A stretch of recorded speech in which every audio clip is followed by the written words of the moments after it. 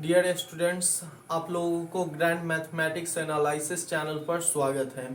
पिछले वीडियो में मैं आप लोगों को समित और विषम समित मैट्रिक्स के संबंध में बताया हूं और आज जो है हम लोग उसी के आगे अध्ययन करेंगे। देखते हैं हम लोग क्वेश्चन। तो यहाँ पे है निम्न में से समित अवयव होगा। ठीक है, यहाँ पे से निम्न में से समित अवयव होगा। हमसे पूछता है इसमें से कौन जो है मेरा समित अवयव है।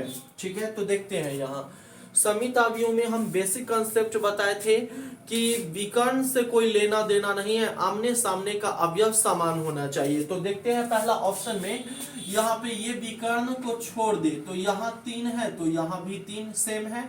ये विकर्ण को छोड़ देंगे, यहाँ 4 है तो यहाँ -4 है। ये चिन्ह में समान नहीं है इसलिए ये समित नहीं होगा। ये विकर्ण को छोड़ देते हैं तो 2 है तो 2 है, 3 है तो आमने सामने भी यहाँ 3 है, यहाँ 3 है परंतु यहाँ 2 है। ये जो आमने सामने हुआ विकर्ण को छोड़ के ये आमने सामने है, ये भी आमने सामने है। यहाँ 3 है, यहाँ माइनस, यहाँ 2 है तो ये जो आमने सामने है यह समान नहीं है इसलिए ये भी मेरा समित अवयव नहीं होगा। ये देखते हैं ये समित अवयव है कि नहीं।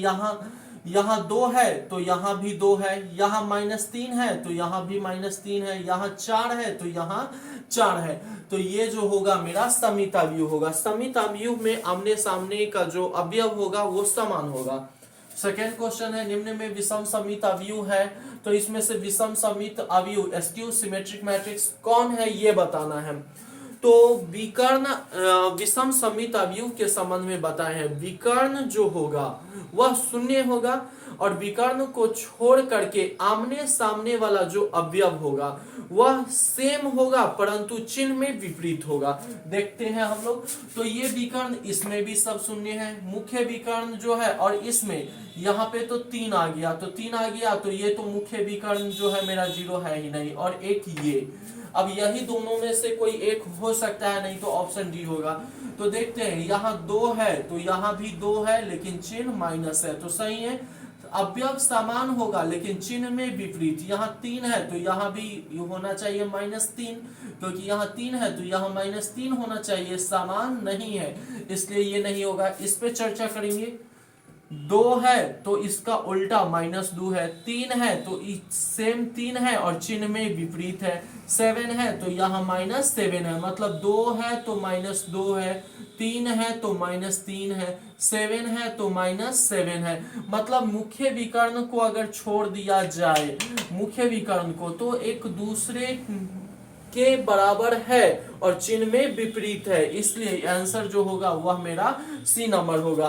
कहने का मतलब मेरा कॉन्सेप्ट है स्क्यू सिमेट्रिक मैट्रिक्स विषम समित अवयव को पहचानने का उसका मुख्य विकर्ण जो होगा वह शून्य होगा और मुख्य विकर्ण को छोड़ करके आमने सामने का जो अवयव होगा वो समान होगा परंतु चिन्ह में जो होगा वह विपरीत होगा।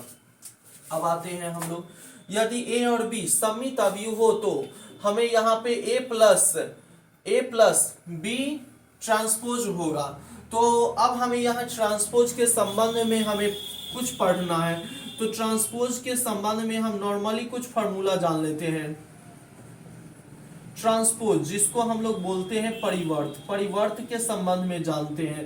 पहला फार्मूला होता है ए ट्रांसपोज जो होता है ना वो ए के बराबर होता है।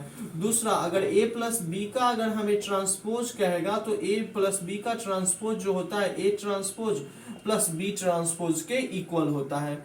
तीसरा जो फार्मूला है ए बी का ट्रांसपोज जो होता है वह बी ट्रांसपोज ए ट्रांसपोज के इक्वल होता है। चौथा के ए का ट्रांसपोज कहेगा तो के और ए के ट्रांसपोज के इक्वल होता है। जनरली इतना ही हमें फार्मूला को ध्यान में रखना है।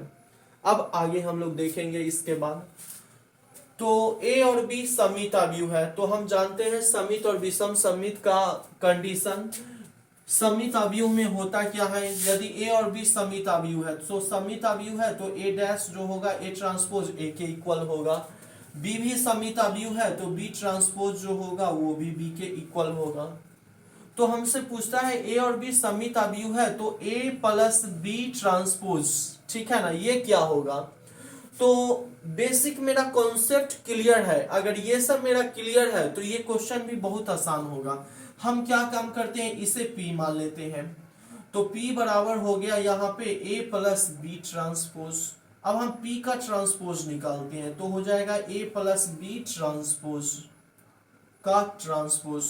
तो ये हो जाएगा मेरा यहाँ पे A transpose plus B transpose का ट्रांसपोज हो जाएगा।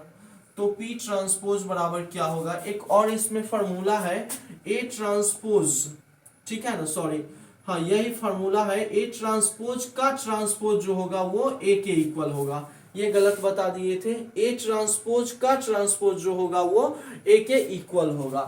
तो यहाँ पे हम देखते हैं ये क्या हो जाएगा मेरा, A ट्रांसपोज जो है, अब A ट्रांसपोज A के इक्वल है प्लस बी ट्रांसपोज का ट्रांसपोज, ए ट्रांसपोज का ट्रांसपोज ए के इक्वल है, तो बी ट्रांसपोज का ट्रांसपोज जो होगा बी के इक्वल होगा। और हम ए प्लस बी ट्रांसपोज बी को हम क्या लिख सकते हैं, बी ट्रांसपोज लिख सकते हैं। तो यहाँ पे हम देख रहे हैं P ट्रांसपोज जो है, और ये माने हैं हम किसे, P को, P ट्रांसपोज P के इक्वल आ गया। और जैसे ही यह इक्वल है इसका मतलब हो गया A जो होगा मेरा समित होगा। विषम समित का कंडीशन है मेरा A ट्रांसपोज माइनस A के बराबर हो तो विषम समित होगा, A ट्रांसपोज A के बराबर हो तो समित अवयव होगा। अगला क्वेश्चन है A और B समित अवयव है तो A माइनस बी होंगे। A और B समित अवयव है तो A माइनस बी होंगे। तो A ट्रांसपोज A के इक्वल होगा और B ट्रांसपोज जो है वह B के इक्वल होगा। तो A माइनस बी पूछता है तो इसी तरह मान लेते हैं P is equal to A minus B. P transpose क्या होगा, तो ये हो जाएगा मेरा यहाँ पर A माइनस बी का होल ट्रांसपोज। तो फार्मूला के अनुसार P ट्रांसपोज जो होगा इससे ये निकल के आ जाएगा मेरा A transpose minus B transpose. अब A ट्रांसपोज जो है A के इक्वल है और B ट्रांसपोज जो है वह B के इक्वल है, और इधर हो गया P ट्रांसपोज। तो P ट्रांसपोज बराबर, और ये जो है हम माने हैं किसको, P को। तो यहाँ देख रहे हैं P ट्रांसपोज जो है वह P के इक्वल आ गया, और जैसे ही P के इक्वल है इसका मतलब ये भी जो है मेरा समित अवयव है। ठीक है, ये भी जो हो गया मेरा समित अवयव हो गया। अगला क्वेश्चन है A और B समित अवयव हो, A और B समित अवयव है मतलब A ट्रांसपोज A के इक्वल है और B ट्रांसपोज B के इक्वल है। तो AB प्लस BA होगा, तो हम यहाँ पे मान लेते हैं या P इज इक्वल टू हो गया AB प्लस BA। ठीक है, तो P ट्रांसपोज निकालते हैं तो हो जाएगा AB प्लस BA का ट्रांसपोज। ठीक है, तो फॉर्मूला के अनुसार क्या हो जाएगा, यह मेरा AB का ट्रांसपोज प्लस हो जाएगा BA का ट्रांसपोज। अब हम लोग यहाँ पे ये फॉर्मूला देख रहे हैं 3 नंबर, AB का ट्रांसपोज है तो B transpose into A transpose. ठीक उसी प्रकार यहाँ क्या हो जाएगा, यह मेरा ये हो जाएगा B ट्रांसपोज A ट्रांसपोज और ये जो है ये मेरा क्या हो जाएगा, बी ए का ट्रांसपोज है तो ये हो जाएगा ए ट्रांसपोज बी ट्रांसपोज के इक्वल हो जाएगा। अब हम देखते हैं यहाँ पे देखते हैं बी ट्रांसपोज बी के इक्वल है, ए ट्रांसपोज जो है ए के इक्वल है, फिर ए ट्रांसपोज ए के इक्वल बी ट्रांसपोज बी के इक्वल है। ठीक है, तो हम ये कम्युलेटिव लॉ को पालन करता है, क्रम विनिमय नियम को पालन करता है, तो ऐसे लिख सकते हैं। अब देख रहे हैं P इज इक्वल टू हम AB प्लस BA माने थे, अब वही आ गया, मतलब कि P transpose is equal to आ गया P, और जैसे ही यह आया तो ये तो कंडीशन है मेरा समित अवयव का, इसलिए यह जो होगा मेरा समित अवयव हो जाएगा। अगला क्वेश्चन है मेरा, यदि A और B समित अवयव हो, मतलब A और B समित अवयव है, A ट्रांसपोज A के इक्वल है, B ट्रांसपोज B के इक्वल है, तो AB माइनस BA होगा। ये आपको 2 नंबर में भी काम देगा और ऑब्जेक्टिव में भी काम देगा। ऑब्जेक्टिव क्या है, तुरंत ऐसे झटपट करना है, तुरंत निकाल लेंगे, मुश्किल से 10 सेकेंड लगेगा। आप लोग गौर से देख लीजिएगा, तो ये सब क्वेश्चन जो अभी बनाने में थोड़ा समय लगता है 20-30 सेकेंड का, जब आप प्रयास कर लीजिएगा तो मुश्किल से 10 सेकेंड लगेगा। ये सब हमें लिखने की उसके बाद आवश्यकता ही नहीं होगी। तो यहाँ देखिए यह जो है मेरा A और B समित अवयव है, और तो हमसे पूछता है ए बी माइनस बी ए होगा। तो सबसे पहले हम मान लेते हैं यहाँ पे, ठीक है ना, मान लेते हैं P is equal to A B minus B A, ठीक है। तो हम P का ट्रांसपोज निकालते हैं, तो ए बी माइनस बी ए का ट्रांसपोज हो जाएगा यहाँ पे, ठीक है। तो ये जो हो जाएगा अब मेरा, यह हो जाएगा ए बी का ट्रांसपोज, अब माइनस हो जाएगा बी ए का ट्रांसपोज हो जाएगा, ठीक है। अब इसे हम क्या लिखेंगे, यहां 3 नंबर के अनुसार ए बी का transpose is equal to B transpose A transpose, तो हो जाएगा B transpose A transpose minus A transpose B transpose, ये हो गया P transpose is equal to. तो अब ये P is transpose is equal to B transpose जो है B के बराबर है, A ट्रांसपोज A के बराबर है, तो B ट्रांसपोज की जगह B, A ट्रांसपोज की जगह A, और ये हो गया मेरा A और ये हो गया B, ठीक है। अब हम यहां क्या काम करते हैं, माइनस कॉमन ले लेते हैं, तो हो गया AB माइनस BA, और अब हम देखते हैं माइनस, और ये जो वैल्यू है मेरा AB minus BA, AB minus BA को क्या माने हैं हम, यहां माने हैं P, तो P ट्रांसपोज जब माइनस P के इक्वल हो जाता है, कहने का मतलब अभी बताए हैं A ट्रांसपोज A के अगर इक्वल है तो वह सिमेट्रिक मैट्रिक्स होता है, मेरा सममित अवयव होता है, परंतु A ट्रांसपोज माइनस A के इक्वल होता है तो वह विषम सममित अवयव होता है, एक्सक्यूज सिमेट्रिक मैट्रिक्स होता है। तो यहाँ पे जो है ये मेरा हो जाएगा विषम सममित अवयव बी नंबर, ठीक है। और उसके बाद अब हम लोग पहले 8 नंबर देख लेते हैं, और 8 के बाद हम क्वेश्चन नंबर 7 पे चर्चा करेंगे। ये हम आप लोगों के लिए लिख दिए थे, ये आप लोग याद रख लीजिएगा, परीक्षा की दृष्टि से बहुत इंपॉर्टेंट है और ये भी एग्जामिनेशन में पूछता है। अब कहता है ए एक सममित अवयव हो, ठीक है। ए एक सममित अवयव जैसे ही बोला ए ट्रांसपोज ए के इक्वल हो जाएगा, तो पूछता है यहाँ पे ए माइनस ए ट्रांसपोज क्या होगा। इस तरह का कोई भी क्वेश्चन पूछे जैसे हम बना रहे हैं वैसे आप सॉल्यूशन करके रीजन तुरंत निकाल लीजिएगा, इधर उधर के चक्कर में आप लोग नहीं पड़िएगा। तो ए माइनस ए ट्रांसपोज क्या होगा, तो यहाँ पे सबसे पहले हम मान लेते हैं P इज इक्वल टू हो गया ए माइनस ए ट्रांसपोज। अब हम P का ट्रांसपोज करेंगे तो हो जाएगा ए माइनस ए ट्रांसपोज का ट्रांसपोज, तो हो जाएगा ए ट्रांसपोज माइनस ए ट्रांसपोज का ट्रांसपोज, तो ए ट्रांसपोज हो जाएगा माइनस ये क्या होगा, तो यहां देखिए पहला ए ट्रांसपोज का ट्रांसपोज ए के इक्वल है, अब हम माइनस कॉमन लेंगे तो ए माइनस ए ट्रांसपोज हो जाएगा। तो यहाँ P ट्रांसपोज जो है, अब ये माइनस है तो ये माइनस लिख दिए, और उसके बाद यहाँ A माइनस ए ट्रांसपोज, तो यहाँ देख रहे हैं हम लोग A माइनस ए ट्रांसपोज किसके इक्वल है, P के इक्वल, और जैसे ही P ट्रांसपोज माइनस P के इक्वल हो गया इसका मतलब यह मेरा विषम सममित अवयव हो गया, ठीक है। तो अब हम देखेंगे क्वेश्चन नंबर 7। अब हम लोग क्वेश्चन नंबर 7 देखेंगे। यहाँ पे कहता है ए एक मैट्रिक्स है, 1 2 3 4 5 6 अवयव है, तो ए माइनस ए ट्रांसपोज होगा। अब यहाँ पे ये क्वेश्चन को देख करके 8वां नंबर क्वेश्चन को देख करके हमें ये जल्दबाजी में नहीं मार देना है विषम सममित, हम पहले इसे करके देखते हैं कि ये क्या होगा, नहीं तो ऐसे में आप लोग गड़बड़ा जाइएगा। तो देखते हैं ए तो दिया हुआ है, ए ट्रांसपोज निकालते हैं। मेरा ए जो मैट्रिक्स है वह दिया हुआ है, यह हो गया 1 2 3 4 5 6, और अब हमें ए ट्रांसपोज निकालना है। तो ए ट्रांसपोज निकालने के लिए हम बताए थे जो लेटा हुआ है उसको खड़ा कर देना है, जो सोया हुआ है उसको खड़ा कर देंगे। 1 2 3 ये सोया हुआ है, खड़ा कर दो, तो 4 5 6 आ गया, ठीक है।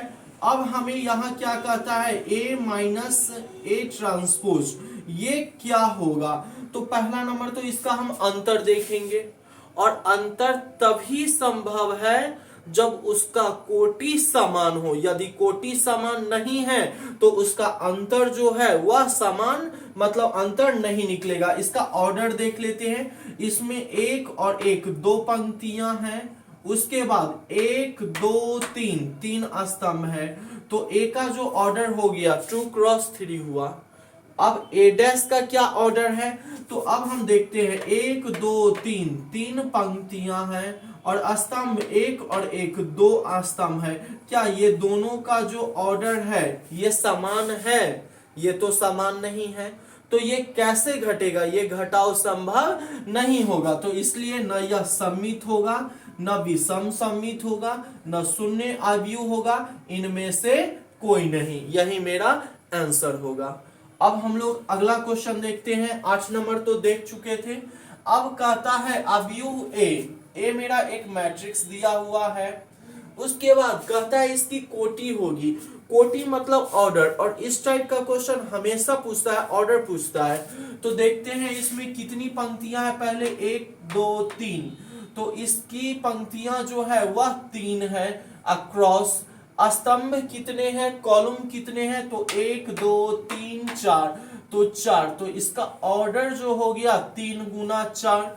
यही क्वेश्चन में अगर इसका अवयव पूछ दे तो ऑर्डर को जितना गुना करके हम लाएंगे, ऑर्डर को जितना गुना करके आता है गुणनफल, वही उसमें प्रविष्टियां होती है, एलिमेंट्स होता है, सदस्य होता है, मेंबर होता है, अवयव होता है।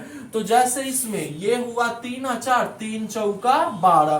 तो देखते हैं क्या वो अवयव है। 1 2 3 4 5 6 7 8 9 10 11 12। मतलब ऑर्डर को जब गुना कर देते हैं, जो गुणनफल आता है उसमें उतना ही अवयव होते हैं। अगला क्वेश्चन हम अब देखेंगे।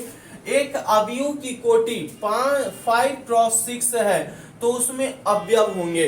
अभी तुरंत हम आप लोगों को बताए हैं, जितना ऑर्डर का होगा, ऑर्डर को गुना करने के बाद जो गुणनफल आएगा वही मेरा अवयव होता है। तो यहां इसका कोटि दिया हुआ है, ऑर्डर दिया हुआ है, तो इसको गुना करते हैं, आ गया 30। तो जो मैट्रिक्स होगा उसमें 30 अवयव होंगे। अगला क्वेश्चन है 12 अवयव वाले अवयवों की संख्या क्या होगी। हमें कोई मैट्रिक्स दिया हुआ है, उसमें 12 गो अवयव है, 12 गो अवयव है। अब हो सकता है वह इस तरह से हो, 1 2 3 4 5 6 7 8 9 10 11 12, ऐसा हो सकता है मेरा यह ऐसा दिया हो, 1 2 3 4 5 6, इस तरह से, ये मतलब बीच में डॉट डॉट डॉट 12 तक हो। तो कहता है हमें क्या, अब इसमें इसका ऑर्डर लिखेंगे तो 12 क्रॉस 1 हो जाएगा, और इसका ऑर्डर लिखेंगे तो ये 2 क्रॉस 6 हो जाएगा। तो कहने का मतलब है, कह रहा है क्वेश्चन 12 अवयव वाले अवयवों की संख्या क्या होगी। तो इस तरह से हम अवयव की संख्या क्या होगा ये बताना है। इस तरह से लिखेंगे तो बहुत समय लग जाएगा, तो थोड़ा सा माइंड का प्रयोग करेंगे। कहता है इसमें 12 अवयव वाले अवयवों की संख्या कितना हो गया, मतलब कितना अवयव बन सकता है, कितना मैट्रिक्स की रचना हम लोग कर सकते हैं। तो इसके लिए बेसिक फंडा है, 12 है, ऐसी हम दो संख्या लेंगे जिसका गुणनफल 12 हो। जैसे 12 को हम क्या क्या लिख सकते हैं, 12 को लिख सकते हैं 1 गुना 12 या 12 गुना 1, ठीक है, इधर ही लिख देते हैं। उसके बाद फिर क्या लिख सकते हैं, 2 छक्का 12 या 6 दूनी 12। उसके बाद क्या लिख सकते हैं, 3 चौका 12, तो 4 तिहाई 12। तो कहने का मतलब मेरा पहला ऑर्डर ये होगा, दूसरा ये होगा, तीसरा, चौथा, पंचमा और छठा, मतलब 6 गो ऑर्डर है। इसका मतलब मैट्रिक्स की जो संख्या होगी वो कितनी होगी, 6। जितना मतलब ऑर्डर प्राप्त होगा मैट्रिक्स की संख्या उतना ही होगा। अगला क्वेश्चन है 5 अवयव वाले अवयवों की अधिकतम संख्या क्या होगी।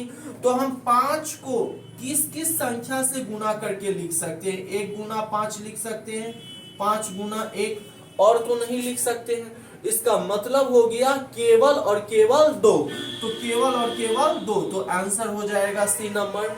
अगला क्वेश्चन सेम इसी प्रकार का है, कहता है 24 अवयव वाले अवयवों की संख्या क्या होगी।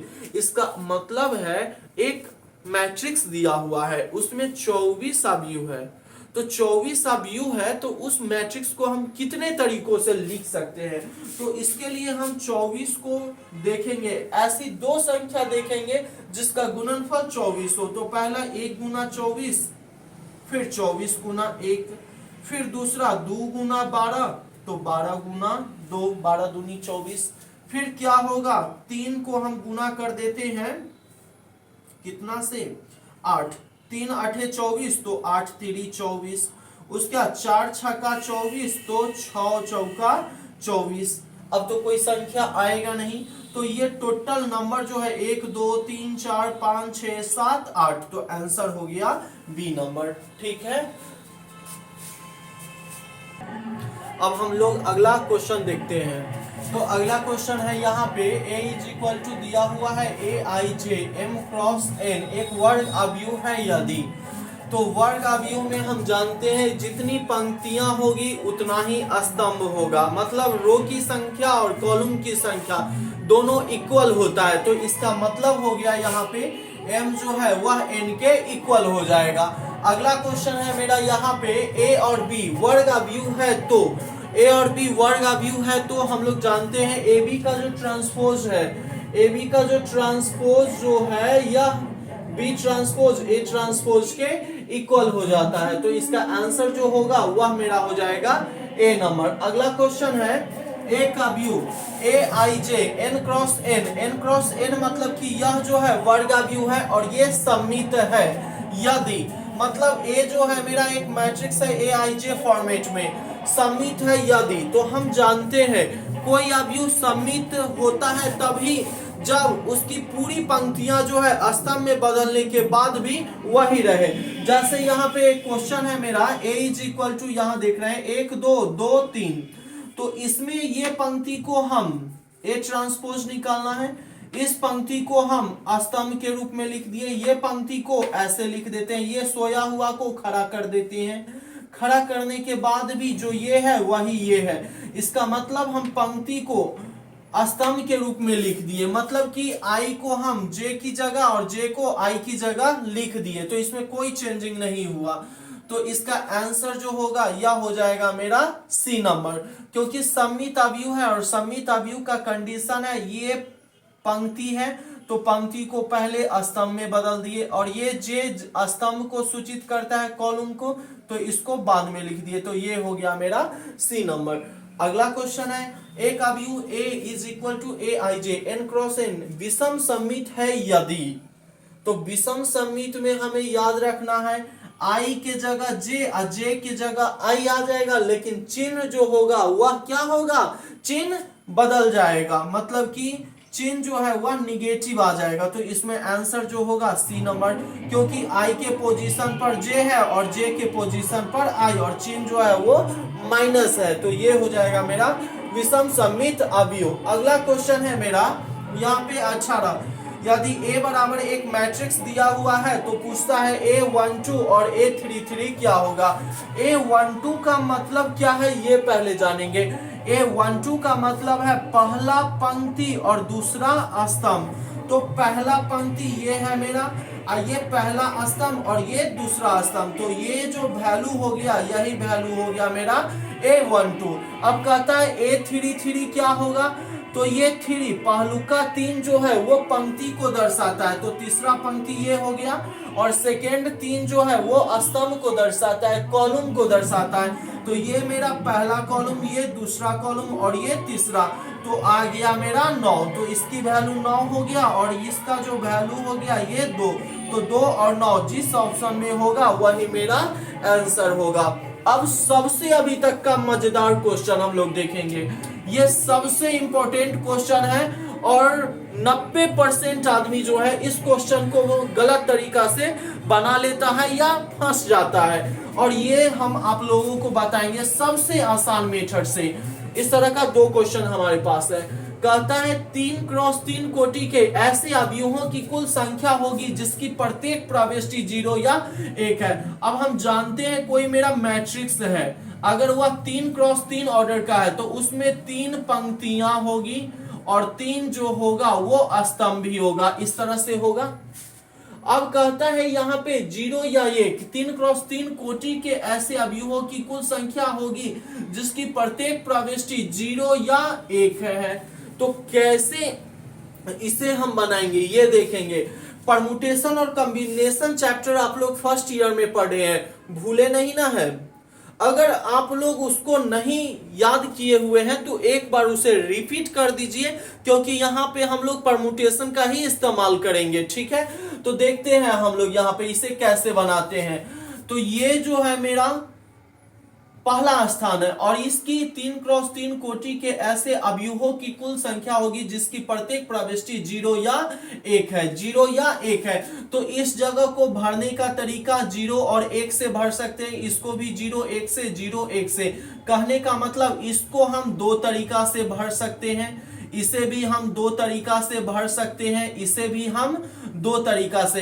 यहां भी 0 1 रखेंगे तो इसे भी दो तरीका से भर सकते हैं, यहां 0 1 रखेंगे तो इसे भी दो तरीका से, इसे भी दो तरीका से। 0 1 रखेंगे तो इसे भी दो तरीका से, 0 1 रखेंगे इसे भी दो तरीका से और इसे भी दो तरीका से। तो मेरा आंसर क्या होगा, इसको भर रहे हैं दो तरीका से, इसको भर रहे हैं दो तरीका से, इसको भर रहे हैं दो तरीका से, इसको भर रहे हैं दो तरीका से, इस जगह को दो तरीका से, इस जगह को भी दो तरीका से, इस जगह को दो तरीका से, इस जगह को दो तरीका से, इसको दो तरीका से। 1 2 3 4 5 6 7 8 9, 2 के पावर 9 बराबर 512। आ गया मेरा आंसर डी।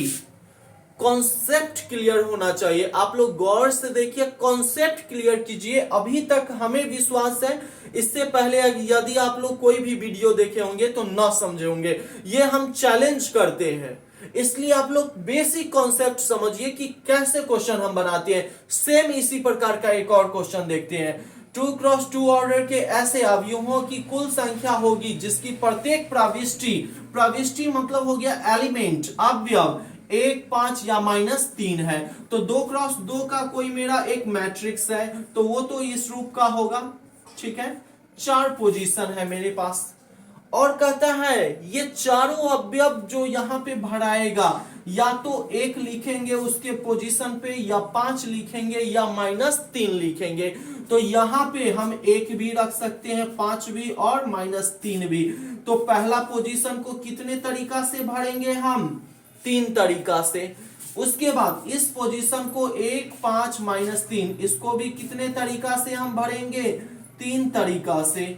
उसके बाद इस पोजीशन को हमें भरना है तो यहां भी 1 5 -3, इसको भी 3 तरीका से, और इसको भी हम 1 5 -3, इसको भी हम 3 तरीका से। मतलब 3 के पावर 4, 3 तिया 9, 9 तिया 27, 27 तिया 81। यही हो गया मेरा आंसर। यदि आप लोगों को मेरा वीडियो अच्छा लगा हो तो मेरे चैनल को सब्सक्राइब कीजिएगा और अपने दोस्तों को भी लिंक भेजिएगा या मेरे चैनल को सब्सक्राइब करने के लिए कहिएगा। जैसे आप लोगों के लिए फायदेमंद है, उनको भी बेहद अच्छा अंक उठाना है परीक्षा में, इसलिए आप लोग अपने मित्रों को भी मदद कीजिएगा, शेयर कीजिएगा मेरे वीडियो को। धन्यवाद।